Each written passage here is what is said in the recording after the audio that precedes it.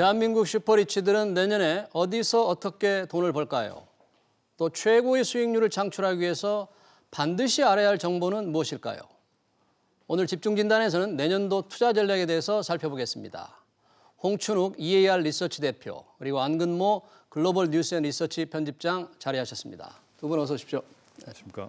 자, 오늘로 증권 시장이 이제 마감을 했어요. 네. 한국 이제 방금 코스피가 한 7% 이상 오른 걸로 돼 있고 코스닥은 좀 마이너스였는데 글로벌 자산 시장을 종합적으로 한번 살펴보고 싶어요. 올 한 해를 홍춘욱 대표님께서 한번 2019년 세계적인 자산 시장의 명암을 한번 짚어주시죠. 예, 뜻밖의 위험 자산 선호다 이렇게 말씀을 드릴 수가 있겠습니다. 위험 자산 선호. 예, 네. 올 한 해 내내 네. 금융시장의 참가자들이나 자산시장의 참가자들 입장에서 본다면 두 가지 악재로 허덕거렸습니다. 네, 첫 번째는 미국과 중국 간의 무역 분쟁의 파고가 지속되는 가운데 특히 미국이 중국을 환율 조작국으로 지정하는 일까지 있었지 않습니까? 네, 네, 이러다 그렇죠. 보니까 금융시장의 변동성들이 상당히 컸었던 한 해였다 이렇게 볼 수 네. 있겠고, 두 번째는 미 연준을 비롯한 전 세계 중앙은행들이 2018년까지만 하더라도 긴축적인 태도들을 보이다가 네. 2019년 1월 초부터 태도들이 바뀌기 시작해서 네. 결국 한국은행을 기점으로 해서 네. 전 세계 중앙은행들의 통화 완화 또는 금리 인하들이 이어지는 가운데 네. 금융시장에서는 진짜 지난해 이맘때는 상상도 못했던 빅 랠리가 펼쳐졌고, 특히 나스닥 같은 경우는 9,000선을 넘어설 줄은 그러니까요. 상상을 못했던 것 같습니다. 네. 네. 한마디로 말해서 금융시장 참가자들 보기에는 예상 못한 위험 자산의 강세가 나타난 한 해였다 이렇게 볼 수 있겠습니다. 그러니까 대표적인 위험 자산을 뭐 주식이라고 볼 수 있겠죠. 그러니까 주식도 말씀하신 대로. 좋았고요. 네. 또 부동산 시장도 물론 이제 미국 데이터는 아직 다 나오지는 않았습니다만 지난 2018년까지만 하더라도 금리 상승 속에서 네. 부동산 시장에 대한 전망들이 대단히 어두웠다면 네. 올해 한 해 미국 시장이 다 끝난 건 아닙니다만 주요 자산 뭐 이제 부문들 며칠 안 중에서 남았으니까요. 네. 리츠를 비롯한 네. 부동산 관련 상품들의 수익률들은 물론 IT가 제일 좋았습니다만 네. 그 다음 순위 정도를 차지할 정도로 상당히 높은 수익률들을 기록한 한 해였다 이렇게 볼 수 있습니다. 네, 그렇습니다. 안근모 편집장님은 어떻게 올 한 해를 평가하시겠습니까? 전체적인. 굉장히 위험 자산 시장 입장에서 볼 때는 굉장히 위험한 한 해였는데 위험하다. 위험 자산이 미중 좋았는데. 간의 네. 그 위험 자산이 투자하는 입장에서 볼 때는 네. 미중 간의 무역 전쟁이라든가 이런 그 불확실성들이 네. 투자자에게 굉장히 위험을 네. 느낄 만한 그 좋지 않은 환경이었었는데 네. 그런 어떤 위험한 환경이 역설적으로 위험 자산 시장에 큰 도움이 된 그런 결과를 나왔다고 봅니다. 네. 그 대표적인 게 연준이 금리를 3번 내린 것이죠. 올해 3번 그렇습니다. 하셨죠? 예. 네.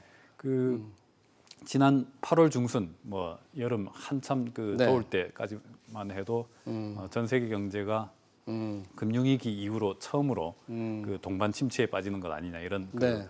우려까지 있었는데 그 핵심은 이제 중국의 어떤 성장 둔화라든가 네네. 아니면 미중 무역 전쟁 위험 이런 것들이 나쁜 작용을 일으켰지만은 결과적으로는 그런 위험들이 잘 관리가 됐고 네네. 그래서 그러다 보니까 중앙은행들은 이미 돈을 많이 풀고 금리를 네. 많이 내린 상태에서 네네. 위험자산 시장이 오히려 채권 가격하고 주식 가격이 같이 뛰어오르는 네. 뭐 그런 현상을 낳은 것 같습니다. 네, 홍춘욱 대표님 뭐 잠깐 말씀을 하셨는데 결국 미국의 그 3번이나 걸쳐서 올해 금리를 낮춘 것이 그 위험자산 대표적인 증시를 결국 올린 가장 결정적인 이유였다고 볼 수 있습니까?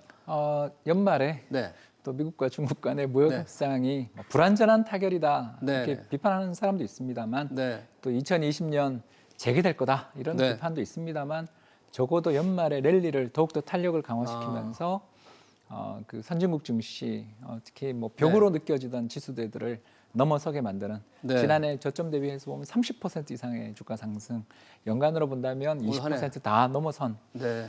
이런 상승을 가져오는 데 있어서 또 이 미중 무역 분쟁의 불확실성이 조금이나마 완화된 것 네. 이런 것들이 또 좀 도움을 줬다고도 볼 수 있겠습니다. 네. 그러니까 가장 큰 위험 요소인 미중 무역 분쟁이 1차적으로 일단 합의한 것이 결과적으로 시장에 상당히 긍정적인 요인을 끼쳤다. 뭐 그런 예, 거죠. 10월부터 시장이 특히 탄력이 강화된 데 네. 좀 기여를 했다라고 볼 수 있겠습니다. 네. 저희가 방금 우리 이 집중기단을 시작하기 전에 보니까 금값이 많이 올랐다고 그러는데 올해 20% 이상 올랐다고 그래요. 금도 위험할 때 가장 안전한 자산으로 평가되는 거죠? 금이 굉장히 그 양면성을 가진 자산입니다. 네, 어떤 크게 이제 측면에서 금값이 오르는 네. 환경을 두 가지로 들 수가 있는데 네. 미국의 금리가 계속 낮아지는 경우, 네. 그다음에 달러가 약세인 경우, 물론 이제 두 가지가 동반되는 경우가 많은데 네. 올해 같은 경우 이제 그 미국 금리가 많이 낮아졌고 네. 달러는 하락하지는 않았지만은 네네. 최근 들어서 이제 달러가 또 그 약세를 보이면서 금값을 마지막에 또 한 번 더 끌어올리는 그런 모습들이 나타나고 있습니다. 최근 들어서 달러 약세. 네.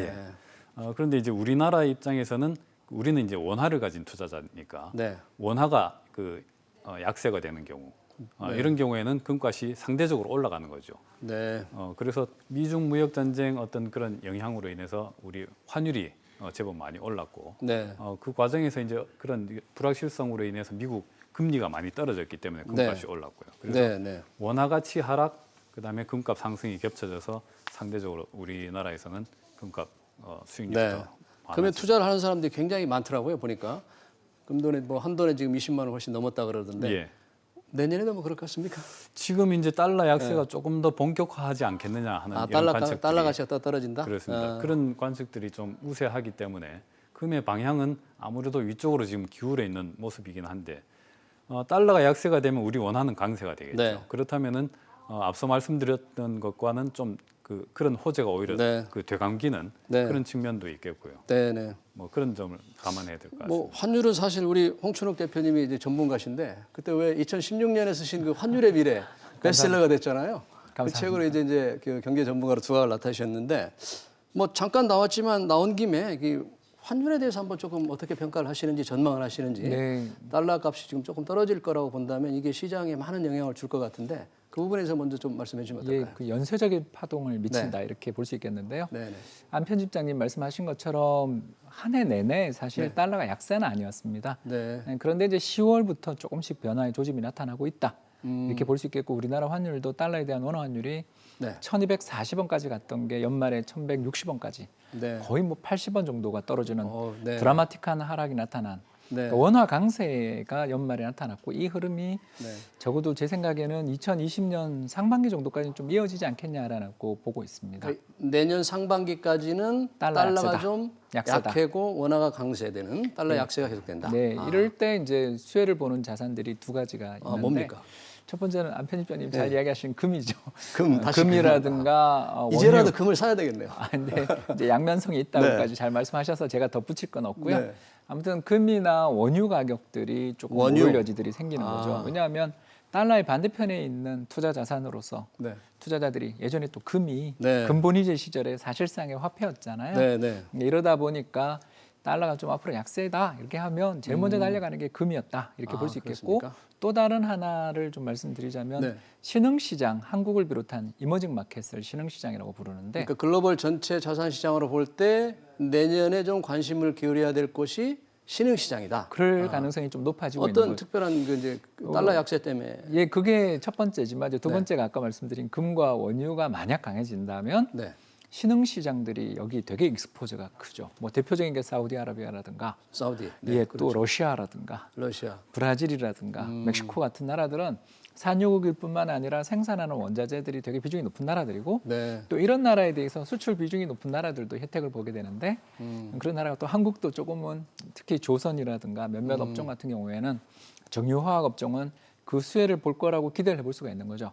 결국 글로벌 자금 흐름에 있어서 여러 요인이 있지만 네. 달러가 좀 떨어지는 순간 달러의 가치가 떨어지는 순간 우리 환율이 좀 떨어지는 순간에는 신흥시장으로 자금 이동이 나타나는 경향을 과거에 좀 목격한 바가 있는데 네. 그 배경을 살펴보면 원자재 문제도 좀 있고 더 나가서 달러 말고 다른 자산을 찾으려는 어떤 투자자들의 동기 이동 이런 것까지를 기대해 볼 수 있지 않나 생각됩니다. 달러 값이 떨어지니까 달러 이외의 괜찮은 자산을 찾기 위한 자산의 이제 이게 변화 이런 게 생기는 거죠. 워낙 이제 달러 자산이 크니까 네, 조금만 이동해도 글로벌하게 영향은 커진다 이렇게 말씀드릴 수 있습니다. 네. 안금호 편집장님은 올해 이제 이렇게 정리를 하셨고 내년에 이런 자산 시장의 트렌드의 변화를 이제 홍춘욱 대표님께 말씀하셨는데 네. 큰 흐름의 변화를 어떻게 전망을 하십니까? 지금 우리가 그 목격해온 금융위기 이후로 네. 큰 흐름은 지금까지 계속되고 있고 올해 네. 어떤 면에서는 두드러졌다고 볼 수 있는데 네. 저성장, 저물가, 저금리 뭐 이런 저성장, 저물가, 저금리. 예, 네. 뉴노멀이라고 또 부르죠. 네. 이런 큰 트렌드 하에서 이제 작은 이제 그 사이클들이 움직이는데 내년에도 어쨌든 그런 그 큰 트렌드 하에서 홍 박사님 말씀하신 대로 신흥 그 달러 약세 네. 뭐 이런 이제 추세로 돌아서지 않겠는가. 왜냐하면은 올해까지는 미국의 성장이 굉장히 좋게 나타나고 네. 미국 바깥의 성장은 2018년 초부터 굉장히 빠른 속도로 둔화되는 모습이었는데 미국 이후의 성장은 좀 둔화됐다. 그렇습니다. 둔화됐다. 예. 네. 지난 가을부터는 이렇게 좀 바닥을 치고 네. 반등하는 모습을 보이고 있고 네. 미국은 내년에 그냥 잠재 성장률 수준으로 다소 둔화되지 않겠는가 네. 이런 전망이기 때문에 달러 약세를 기대하는 관측 네. 전망이 굉장히 우세하고요. 그러다 보면은 역시 홍 박사님 말씀하신 대로 이머징 마켓이 유망해지는데 기본적으로 이제 그 이머징 마켓의 특성은 달러가 약해지면은 금리를 많이 내릴 수 있는 여지가 생깁니다. 네. 그래서 그 환율의 제약에서 이제 좀 벗어나서 통화 정책, 부양 정책을 펼 수 있고 그러면 네. 이머징 경제가 살아나는데 네. 돌이켜 보면은 브라질이라든가 이런 데서는 이미 금리를 많이 내렸습니다. 브라질. 예, 네. 그래서 국내에서 이미 많은 이머징 국가들에 이제 투자를 해왔는데 국내 고액 그 자산가들도 신흥시장에 이렇게 투자를 많이 합니까? 그렇습니다. 네. 브라질 국채 같은 경우 굉장히 그 보편화된 인기 네. 있는 상품이었죠. 네. 근데 예를 들어서 브라질 같은 경우는 금리를 많이 내렸고 네, 네. 환율은 굉장히 많이 올라서 통화 가치가 네. 많이 떨어졌습니다. 네, 네. 그다음에 그 경상수지가 다시 좀 악화되고 있는 그런 그러면 모습이. 지금 신흥시장이 좀 내년에 이제 유명할 거라고 그랬는데 예. 뭐 신흥시장에도 주식도 있고 채권도 있고 그럴 텐데 뭐 예. 비슷하게 다 관심을 가져야 되나요? 어떤가요?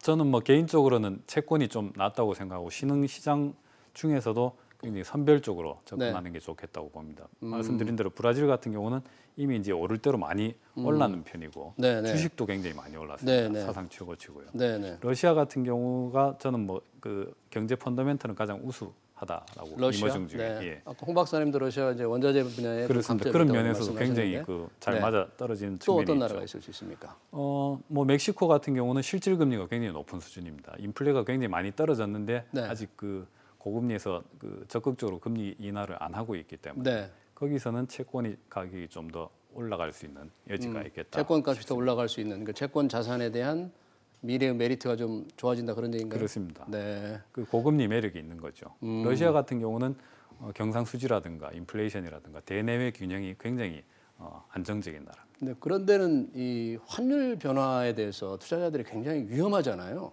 그러니까 뭐 금리라든지 이런 거는 뭐 어떻게 될지 그렇습니다. 모르겠지만 그래서 환율에 이제 따라서 달러가 내년에 그 좀 더 약세 추세가 뚜렷해진다면은 네. 우리가 러시아 루블화 자산에 투자를 하더라도 네. 위험성을 그렇게 이제 좀 덜 가질 수 있는 측면이 네, 있는데 네. 달러가 약세인 환경이라는 것은 원화 자산이 강세라는 뜻이고 네. 그런 측면에서 보면 앞서 금과 마찬가지로 우리 원화를 가지고 투자하는 입장에서는 우리 원화가 더 많이 다른 나라보다 루블이라든가 네. 그 브라질 레알보다 원화 가치가 네. 더 빨리 오른다면은 네. 거기서 오히려 약간의 그 환에서 손실을 볼 수도 있다고 봐야 되겠죠. 네, 그런 네. 점은 고려할 필요가 있겠습니다. 네. 혹시 뭐 주식이나 업종별로 글로벌 자산 시장에 관심 있는 분야 업종별로 조금 유망하거나 뭐 조금 부진하거나 이런 걸 예측할 수 있습니까? 지금 이제 많은 네. 그런 부분들에서 나오는 얘기가 네. 쉽게 말씀드리자면 올해 부진했던 업종. 뭡니까 올해? 네. 그 예를 들어서 에너지, 뭐 에너지. 석유, 가스라든가 그다음에 금융주. 금융주는 이런 그 저금리 환경에서 굉장히 좀 불리합니다. 그런데 성장이 아무래도 뭐 이자가 조금밖에 안 될 테니까 금리가. 그렇죠. 네. 그 금리 차로 이제 금융 산업이 굴러가는 건데 네, 네. 그런 측면에서 내년에 성장이 조금 그 미국 바깥에서 회복되고 네. 그래서 금리가 조금 더 올라가 준다면은 네. 금융주도 좀 그동안 워낙 많이 떨어졌으니까 네, 좀 네. 나아지지 않겠는가. 네, 네. 뭐 그런 이제 뭐 소재주라든가 경기에 민감한 주식들 네. 이런 것들이 뭐 올해 많이 그 부진했으니까 네. 내년에는 좀 살아나지 않겠는가. 네. 뭐 그런 관측들이 많습니다. 네, 네. 홍춘욱 대표님, 사실 그 달러 약세 때문에 우리 증시도 이제 좀 좋아질 거라고 보는데 아까 부동산 시장에서 잠깐 이제 미국 부동산 시장을 잠깐 말씀하셨어요. 미국 부동산 시장 또 한국 부동산 시장. 근데 아까 보니까 전체적으로 이제 부동산은 전국은 조금 낮은 걸로 돼 있던데 예, 이거와 부동산 시장은 어떻게 보십니까? 예, 한국이 전 세계 부동산 시장 중에서 숫자만 보면 제일 약했습니다. 글쎄요, 아까 이거 마이너스더라고요. 예, 그 IMF에서 네. 매 분기마다 세계 부동산 가격 지수 발표하는데 네. 뭐 사상 최고치를 계속 경신하는 초강세 엔진입니다. 네. 세계적으로 다. 그런데 비해서 한국이 좀 상대적으로 좀 부진했던 건 양극화 다시 제일 컸다. 네. 그러니까 서울은 뭐 지난 그렇죠. 6월부터 돌아섰는데 지방은 조금 늦게 돌아서고 이러다 네. 보니까 전국 평균은 마이너스일 수 마이너스인데. 있고 네. 지역별 차별화가 좀 많이 벌어진 시작이었고 이렇게 된 이유는 결국 지역별로 수급의 불균형들이 좀 존재했다. 네. 이렇게 말씀을 드릴 수가 있겠고요. 네. 근데 다만 이번에 12.16 조치라고 해야 될지 12.13 조치인지 모르겠습니다만 12.16 대책. 예, 12.16 대책으로 인해서 아주 가파른 상승세를 보이던 서울의 고가 부동산에 대해서 일단 좀 브레이크가 걸렸기 때문에 네. 상대적으로 좀 그 시장의 차별화랄까 양극화는 조금 진정되지 않을까 싶은데 이제 네. 다만 안 편집장님이 아까도 이야기 잠깐 하셨지만 이 미국이 금리 내리면요 네. 신흥국은 더 금리를 많이 내리거든요. 아, 미국이 내리는 것보다 더 많이 내리는 우리나라 경우들이- 기준금리가 미국보다 낮더라고요. 지금. 예, 네. 지금 1.25인데 네. 네. 물론 이제 의견은 애널리스트마다 다 다른데 네. 제가 이제 채권시장 애널리스트 분들하고 좀 이야기를 나눠보면 내년에 또 내리지 않겠냐라고 생각하시는 한국, 분들. 한국은행이? 예. 아. 그러니까 지금도 1.25%밖에 안 예, 되는데 근데- 0% 가까이 가겠네요. 예, 그러니까 1%까지 가지 않겠냐라고 1%. 보시는 분들을 한 제가 번 더 낮출 수 있다?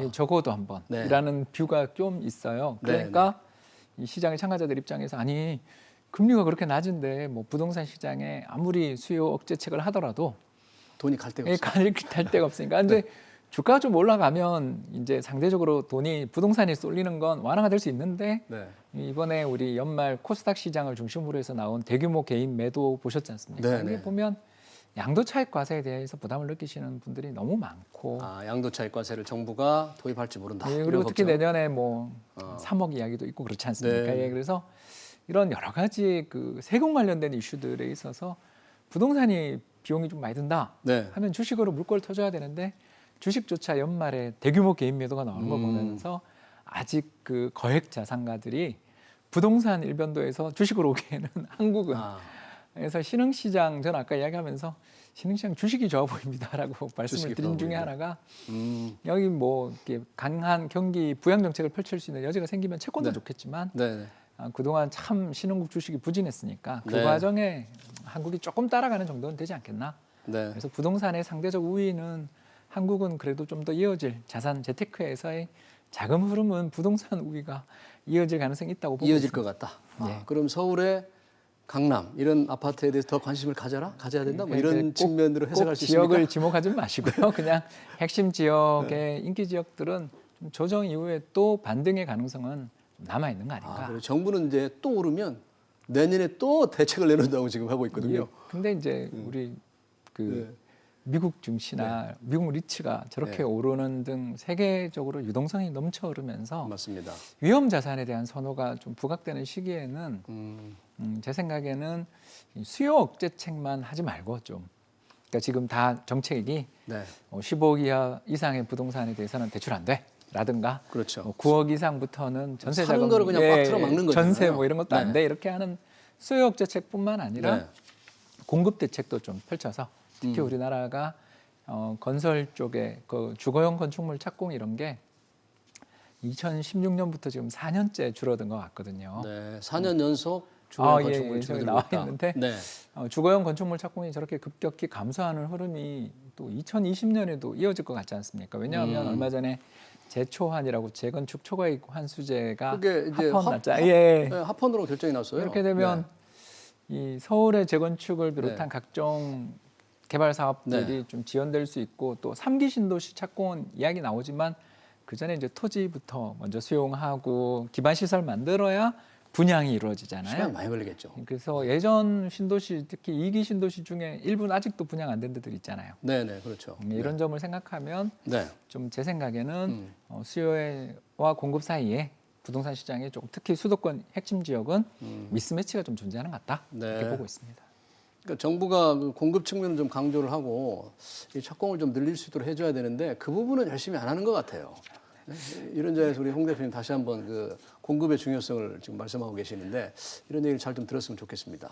네, 같은 마음입니다. 네. 자, 우리 부동산 문제가 그렇게 약세가 그러니까 조금 양극화가 해소는 되는 듯하지만 이렇게 보는데 자, 우리가 지금 글로벌 자산운용 전략을 얘기하는데 미중 간의 1차 합의가 꽤 미국 시장을 올리는 데 큰 도움이 됐다고 이제 홍 대표도 말씀하셨는데 그런데 이 전체적으로 볼 때 중국 경제 전망을 굉장히 비관적으로 하는 사람들이 많거든요. 예. 올해도 그랬지만 내년에 중국 경제를 우리가 어떻게 봐야 되는 건지 이로 인해서 미중 간에 또 2차 뭐 무역 협상을 해야 될 텐데 이런 건 어떤 영향을 미칠 건지 안 대표님 어떻게 생각하세요? 저도 뭐 중국 경제에 대해서는 좀 그 부정적으로 보는 입장입니다. 네. 그 우리 그 1990년대 중간에 폴 네. 크루그만이라는 그 미국 폴 그 크루그만 교수. 경제학자가 네. 굉장히 유명한 뭐 글을 한번 썼었죠. 그 네. 아시아의 사룡은 성장이 끝났다라고 그렇게 얘기했는데 돌이켜 보면 그 말이 맞았던 겁니다. 네. 자본 축적을 계속하면서 고성장을 해왔는데 네. 이제는 뭐 그 자본 축적이 상당히 고도화된 상태에서 네. 더 이상 그 돈만 투입해가지고 네. 성장하기는 어려운 상태다. 네. 결국은 생산성이 빠르게 이제 성장해가면서 네. 이 성장의 질을 높여줘야 되는데 네. 중국 같은 경우는 생산성 지표가 보면은 마이너스입니다. 그래서 네. 자본을 투입해봐야 그만큼 다 생산이 늘어나지 않는다는 것이죠. 네. 그런 그 상태가 굉장히 계속되고 있고 그 과정에서 중국 경제가 금융위기 이후에 경제를 떠받치는 과정에서 빚을 엄청나게 많이 졌습니다. 네. 기업들의 빚이 많은 건가요? 그렇습니다. 그러다 보니까 지금 중국 정부 입장에서는 상당히 딜레마적인 상황인데 경기를 어느 정도 이제 받쳐줘야 되겠는데 그러기 위해서는 신용이 좀 팽창해줘야 되겠고 네. 네. 그러다 이미 보면은 빚이 많은데 그렇습니다. 그 빚 화면을 문제가 보니까. 또 심해지고 네. 그래서 빚 관리를 좀 하다 보면은 네. 성장이 침체되는 네. 뭐 그런 상태에서 굉장히 조심스럽게 중국 정부가 지금까지는 성장 관리를 잘 하고 있고 앞으로도 잘 할 것이다라고 예상을 하고 기대는 하는데 그 과정에서 우리가 과거와 같은 중국 경제의 화랑이라든가 뜨겁게 우리나라의 수요까지 확 같이 끌어올려주는 이런 건 기대하기 어려울 것이고 네. 이것이 전반적으로 금융위기 이후에 나타나고 있는 전 세계 경제 저성장, 저물가, 저금리 이 그 현상의 상당한 비중을 근원이 되고 있지 네. 않을까 싶습니다. 홍춘욱 대표님, 혹시 뭐 중국 경제가 확 꼬꾸라진다, 뭐 이럴 위험성 같은 거 없을까요? 이게 이제 무역 분쟁을 걱정하는 게 이거죠. 네. 이 중국이 방금 안 편집장님 얘기하신 것처럼 기업의 부채가 너무 급하게 늘었잖아요. 그렇죠. 그래서 GDP 100% 이상까지 올라가 있는 상황인데 네. 여기서 이제 2016년부터 중국이 저 그림에 나오는 것처럼 네. 2016년부터 기업 관련돼 있는 부채 축소에 나섰거든요. 네. 그래서 정말 큰일 날 뻔했죠. 네. 네. 2018년부터 미중 무역 분쟁이 본격화되면서 중국 수출 탄력이 마이너스로 돌았었는데 네. 만약 그 전처럼 지속적으로 부채를 늘리고 있다가 저 수출 감소 충격을 받았으면 이게 어떡할 뻔했는지 네. 끔찍할 정도 상황이었는데 다행히 2013년, 14년부터 그 그림자 금융에 네, 대한 네, 그림자 규제부터 2015, 16년부터는 기업 부채에 대한 축소까지는 안 네. 돼도 더 이상 못 늘게 선제적 관리를 했던 게 일단 2018, 19년에 있었던 중국 위기설이 현실화되지 않는 요인이었다고 볼 수 있겠고요. 네. 근데 이제 수출이 계속 마이너스 되면 뭐 어쩔 수 없죠. 우리든 중국이든 다 수출로 먹고 사는 나라기 그렇죠. 때문에 네. 수출 잘 안 되면 결국 기업이 부담하고 있는 이 부채에 대한 이자를 낼 수 없는 그렇죠. 그런 상황에서 결국 그게 금융 부담으로 가기 때문에 네. 큰 위기가 날 수 있습니다. 그래서 미국과 중국 간의 무역 분쟁 문제가 네. 다시 2018년처럼 심각해지는 상황으로 가게 되면 그건 정말 조심해야 되는데 이제 부채 관리에서 큰 수출 그렇죠. 이게 안 되면 큰 문제다. 왜냐하면 내수 부양이 한계가 있는 나라잖아요. 그 어마어마한 생산 네. 캐파를 가지고 있는 공급 과잉이 심한 나라니까 네. 기업들이 구조조정을 해주려면 결국 수출이 좀 살아있는 살아있어야죠. 상황에서 구조조정이 그렇죠. 가능하지 수출마저 얼어붙은 상황에서는 네. 정부인만으로는 어려울 수 있죠. 네, 이걸 네. 우리가 이제 걱정하는 거고 네, 네. 그런 면에서 보면 최근 뭐 OECD 경기 선행 지수를 보면 중국이 제일 먼저 돌아섰거든요. 그러니까 네. 경기 선행 지수를 보면 아. 중국하고 미국 순서입니다. 아직 이제 우리는 이제 돌아서려 그러고요. 네. 이런 식으로 좀 중국이 그래도 최근에 조금 살아나고 조금 있는 징후를 나으니까. 보이기 때문에 파탄이 난다 이렇게는 말 못하는데 네. 중국이 계속적으로 기업 부채 조정에 들어가고 있기 때문에 2000년대 우리 초반 중반에 있었던 중국 붐이라든가 네. 2010년에 또 있었던 중국발 원자재 수급난 이런 걸로 인한 급격한 호황 우리 중국발 그렇죠. 호황을 중국을 등에 누렸는데 업고 우리 가자 이런 거는 이제 그거는 기대할 수가 기대하기 없는. 어려운 거 아니냐. 오히려 기대 수준을 좀 낮춰야 된다. 네. 이렇게 볼 수 있겠습니다. 오히려 더 성장률이 뭐 6% 이하로 떨어져가지고 그런 일은 좀 안 생겨야 우리 경제에 좀 도움이 될 텐데. 그 이제 수출에 달린 일이라서 네. 일단 희망은 있습니다만 좀 우리가 이제 앞으로 잘 네. 중국 쪽 지표를 잘 관측해야 된다 이렇게 네. 볼 수 있겠습니다. 네, 그 지금 글로벌 자산운용을 얘기하고 있는데 저희가 이제 저희 SBS, CNBC가 미국 CNBC와 제휴를 하고 있잖아요. 예. 그 CNBC에서 10년 전에 예. 넷플릭스를 10년 후에 가장 좋을 주식이라고 이렇게 꼽았더라고요. 예. 그런데 이 시점에서 10년 후에 좋을 주식을 또 선정을 했어요. 그러니까 뭐 10년 후를 누가 예측할 수 있겠습니까만은 10년 전에 그 넷플릭스의 경험 때문에 상당히 주목이 될 것 같은데 혹시 그 부분에 대해서 좀 어떻게 평가를 우리 안금원 편집장님 해줄 수 있겠습니까? 저는 뭐 네. 개별 주식 종목에 대해서는 잘 네. 아는 바가 없습니다만 네, 그 결국은 돌이켜 보면은 네. 누군가의 이제 예언이 맞아 떨어진 뭐 네. 것이 분명히 네. 있겠는데 우리가 이제 최근에 금융시장을 보면 지금 이렇습니다. 화면에 이제 CNBC가 예. 추천한 향후 10년 기대주가 나오네요. 예. 넥스트리 에너지, 리프트, 브로드컴.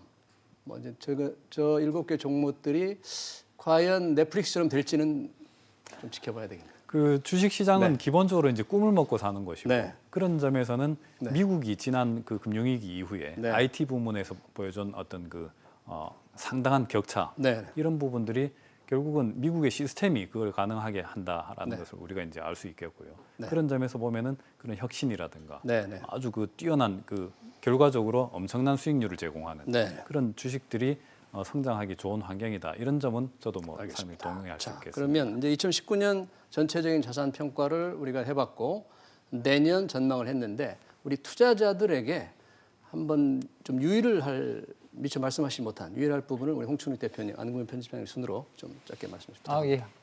일단 뭐 부동산이 가장 좋고 우리나라 부동산. 시장에서 특히 레버리지 일으켜서 투자할 수 있다는 측면에서 부동산의 매력을 따라갈 건 없다라고 정부 보여집니다. 관계자들이 싫어할 것 같은데 예, 부동산에.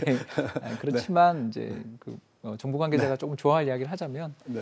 근데 올해는 수급상 제 네. 생각에는 부동산도 좋아 보이지만 네. 주식 시장이 2020년에는 주식 시장이 좀 더 좋아질 주식시장 여지, 특히 주목하라. 수급에서 외국인 투자자들이 선호할 만한 수출 관련 대형주들에 대해서도 좀 한 관심을 가져보면 어떨까? 그러니까 주식시장 중에서 특히 외국인들이 좋아할 만한 수출 관련 대형주. 사실 올해는 외국인들이 너무 많이 팔아가지고 마지막에. 그러니까요. 네. 특히 MSCI 지수 리밸런싱 그러니까요. 때문에 네. 너무 많이 팔았기 때문에 네. 제 생각에는 내년에는 수급이 네. 조금 개선될 여지가 있지 않나 기대하고 있습니다. 우리 안금의 편집장님 마지막으로 한 말씀 더. 그 일단 리스크를 항상 생각하는 위험을. 네. 예, 수익률도 중요하지만 네. 우리가 지금 예를 들어서 그 이자로 벌 수 있는 쉽게 편하게 벌 수 있는 네. 이자가 2%라면은 네. 누가 4%의 수익률을 제공하겠다 그러면 굉장히 고수익률로 보이지만은 네, 그렇죠. 2% 포인트 차이 이 안에 네. 들어 있는 위험이 어느 정도인지에 대해서는 우리가 알기가 쉽지 않습니다. 네, 네. 그래서 그걸 감안했을 때 보면은 이 4%라는 수익률이 결코 높은 수익률이 아니고 좋은 투자가 아닌 경우가 굉장히 많다고 볼 수 위험 있습니다. 때문에. 그렇습니다. 네, 네. 예. 그런 점에 대해서 상당히 유의할 필요가 있고 네. 앞으로 점점 더 갈수록 시장은 자산 시장은 어떤 인컴 일들을 추구하는 그게 무슨 뜻입니까? 이거? 그 이제 점점 고령화되고 네. 하다 보니까 금리는 계속 떨어지고 네. 그렇다면 다른 자산에서 고정적으로 내가 뭐 매달이든지 네. 뭐 반기에 한 번이든지 분기에 한 번, 1년에 어느 정도의 내가 예측 가능한 소득이 있었으면 좋겠다 하는 이런 그 투자 뭐 배당 같은 게 좀 있었으면 그렇습니다. 거예요? 그런 네. 측면에서 볼 때는 네. 주식 시장이 굉장히 여전히 유망하다고 보고요. 두 분 다 주식 시장을 좀 주목하라는 말로 정리를 해보겠습니다. 그렇습니다. 주식 네. 같은 경우도 개별 주식보다는 네. 시장을 사는 게 ETF 같은 경우가 네. 저는 좋다고 봅니다. 잘 알겠습니다. 오늘 이제 자산시장 동향 여기까지 들어보겠습니다. 두 분 감사합니다. 감사합니다. 네.